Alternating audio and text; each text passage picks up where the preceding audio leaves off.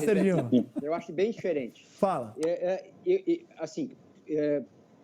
Eu entrevistei muitas vezes o Rogério, enfim, acho que alguma coisa a gente aprende, né, entendendo a cabeça dele.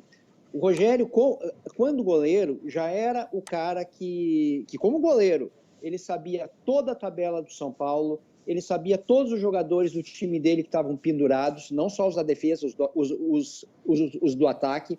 Ele olhava a longo prazo, como goleiro, gente. Como treinador, ele olha muito mais a longo prazo. Então, essa questão do estar pendurado, né? Mas ele está pendurado há 5 rodadas. Claro, ele está pendurado há 5 rodadas porque ele não toma cartão nas últimas 4, porque ele joga menos tempo também. O final de jogo é o final que você está mais cansado, que você chega atrasado, às vezes, para dividida, para desarme, você corre mais risco, né? Fora isso, tem toda a questão da irritação, né? Que o Gabi, desculpe, né? Que o Gabi, ele é super irritadiço, né? Então, assim, o Gabriel, ele corre para burro, ele se desgasta, ele poderia ter lesões também musculares, né? Quanto mais tempo tiver. Eu tô vendo essa opção do Rogério por deixar o Gabriel menos em campo, como preservação. Eu acho que ele sabe a perfeita importância que esse jogador tem para ele. Mas agora, e o lado da teimosia? E o lado da teimosia? Bom, o lado da teimosia é outra história, tá? Acho até que também tem um componente aí de, tá todo mundo falando, é aí mesmo que eu não faço, tá? Mas acho que, originalmente, a ideia do Rogério de tirar o Gabriel é essa. Fala, Pedrinho. Não, eu penso bem diferente, assim, eu acho, assim, diferente do Serginho, eu acho que ele não está fazendo as substituições pela questão do cartão, não. Em algum momento poderia ser, não todas as substituições. E aí a gente tem que diferenciar, tá? A ideia de jogo de Rogério, que é um excelente treinador, e o lado como ele conduz as coisas. Eu, agora, falando um pouquinho como ex-atleta, até o exemplo que eu dei hoje na academia, e o PVC foi a mesma coisa que o PVC falou. O Rogério é um cara que queria jogar todos os jogos. O time já estava classificado, ele queria jogar. Ele tem que ter essa sensibilidade, e aí o erro dele, André, na minha concepção, eu acho que foi um erro, ele quando é perguntado se dá para jogar Gabigol e Pedro junto, ele fala que não, e aí ele carrega isso com ele, como se agora, se ele mudasse isso em algum momento, e não tem problema nenhum mudar, ele estaria sem convicção. Na pergunta do Gabriel e Pedro podem jogar juntos, ele poderia responder, claro, em alguns momentos, em alguns jogos, ou todos os jogos, depende muito do que a gente vai enfrentar, pronto, matava a charada. Ele tem que ter um feeling, André, e isso é que eu acho, eu não entendo porque ele não tem. O Gabigol, ele joga, ele entrega, ele faz gol. Aí você tira ele num jogo, tira no outro, e tá vendo que a substituição tá machucando o cara. Ontem, ele poderia tranquilamente, André, tirar o Everton Ribeiro, que fez uma partida super normal, botar o Gabigol do ladinho direito, Bruno Henrique do ladinho esquerdo, Pedro e o Arrascaeta por trás. Sabe o que o Gabigol ia fazer, André? Ia se matar de marcar, para mostrar para o Rogério que não precisa mais tirar ele, que dá para jogar os dois. E aí você economiza conflito. Ele sabe que uma hora vai dar conflito, ele já tirou 4, 5 vezes, ele está irritando o Gabigol. O Gabigol tem que respeitar? Tem que respeitar, mas no futebol é diferente do nosso trabalho aqui, André. Tem muitos detalhes, o cara tem moral, o cara fez o gol do título, o cara dá assistência, o cara está jogando bem, ele é grande dentro do Flamengo. Então, você tem que sentir o ambiente. Você tem que, agora eu não posso tirar o Gabigol, vai ter conflito, cara. Tira o Arrascaeta, tira o Everton Ribeiro e vai economizando esses problemas e ganhando o grupo, ganhando o Gabigol. Eu acho que, assim, André, não é criancice. Eu acho que não é criancice. Eu acho que foi um momento mesmo que tá para explodir. Se continuar, tá para explodir. Fala, Caê. André, então, a gente acaba que fala muito do Gabriel, até pela figura que ele é, pela característica, mas tem um outro ponto que talvez por personalidade a gente deixe passar batido, mas que a gente tem informação do dia a dia, que é o Pedro, né?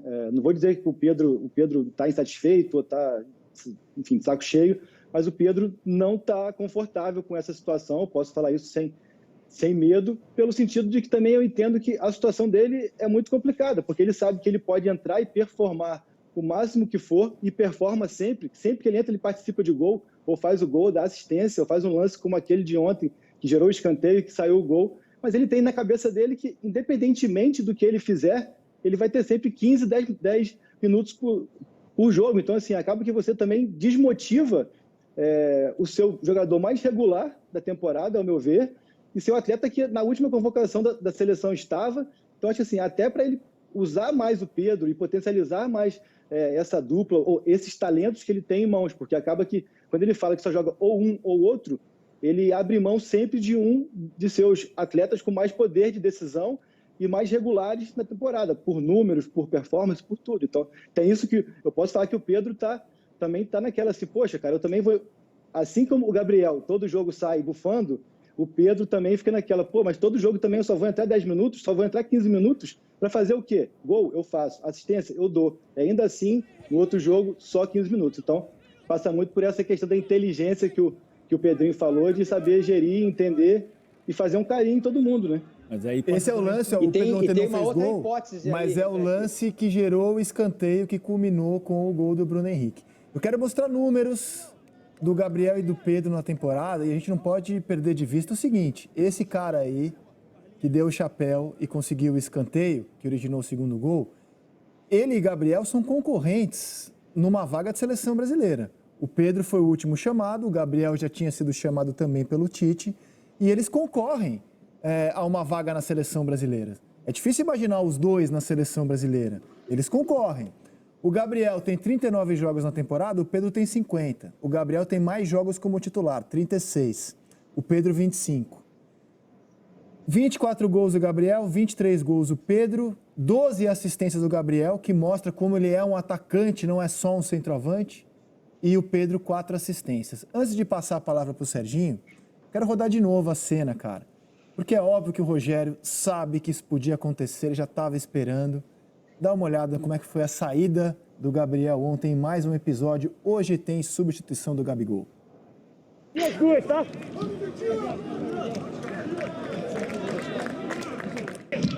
Isso, Gabriel, ficou chato, gente. Para com isso. Ó, ei. Vamos, Vitinho! Vitinho, bora! Fala, Serginho.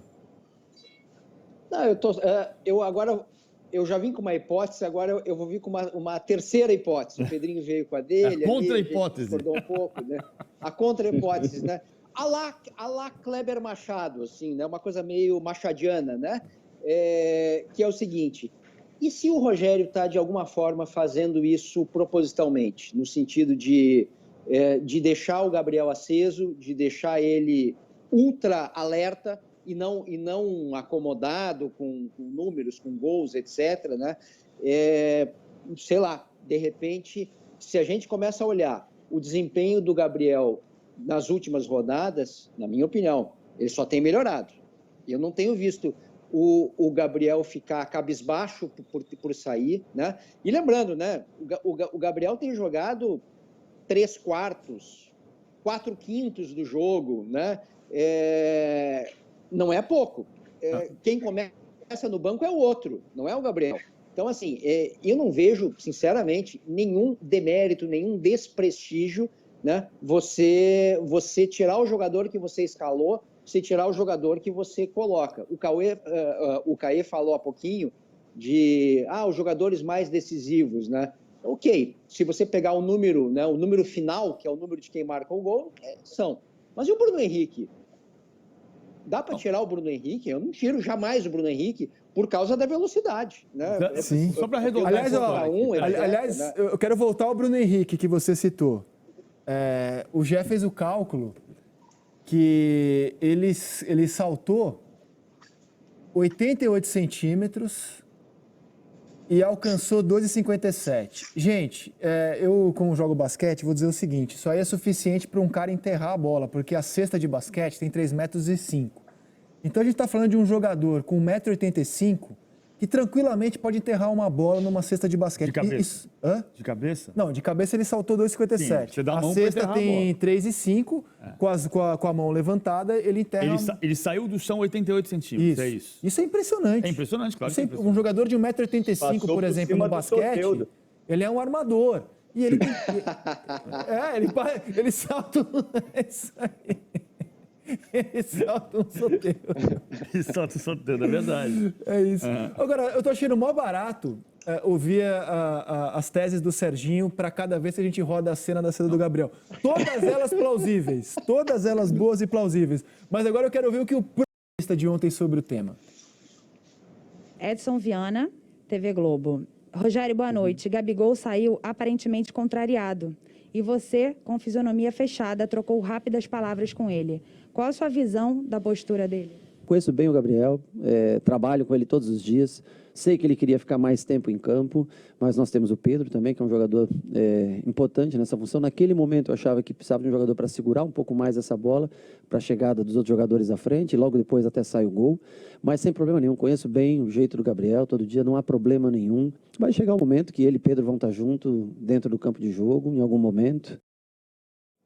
Vai chegar o momento. Não, eu só queria arredondar a história, porque o que o Serginho falou no começo da história do cartão. Claro que o cartão amarelo tem um peso, mas a sequência de alterações começa antes dele estar pendurado.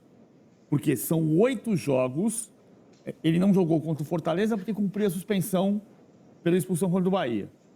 Depois, ele não jogou contra o Ceará, ficou no banco e jogou o Pedro. Então, dos últimos 8 jogos, ele foi titular em 7 e foi substituído no 7. E no outro ele entrou no segundo tempo. Então, esses 8 jogos são mais do que o tempo que ele está pendurado. É claro que o Rogério tem o direito e ele não tem que ser refém de quando ele era jogador. Eu lembrei que o Rogério jamais seria substituído porque ele era goleiro, mas ele também não é o tipo de perfil que gostaria de ser substituído se não fosse o goleiro. Ele queria jogar sempre. O Gabriel quer jogar sempre. Agora, é claro que cabe ao técnico saber o que é melhor para o time em cada momento. Só que o que está chamando a atenção é que o Gabriel está jogando muito bem. O Gabriel tem a melhor média de gols de todos os jogadores da Série A. A gente acabou de ver, ele tem 24 gols em 39 partidas, é 0,61 por jogo. O Diego Souza, que é o artilheiro do Brasil, dos jogadores de Série A no ano, não tem essa média. Então ele fez gol nos últimos 3 jogos. Não fez gol contra o Palmeiras, foi gol contra. O Ceviche chutou a bola no Luan. Nas últimas 3 vitórias seguidas, o Flamengo tem 3 vitórias seguidas, não tem 4, porque o jogo anterior foi o Atlético Paranaense. Ele fez gol nos 3. Então, tem razão para que ele entenda que ele faz mais bem a equipe quando está em campo.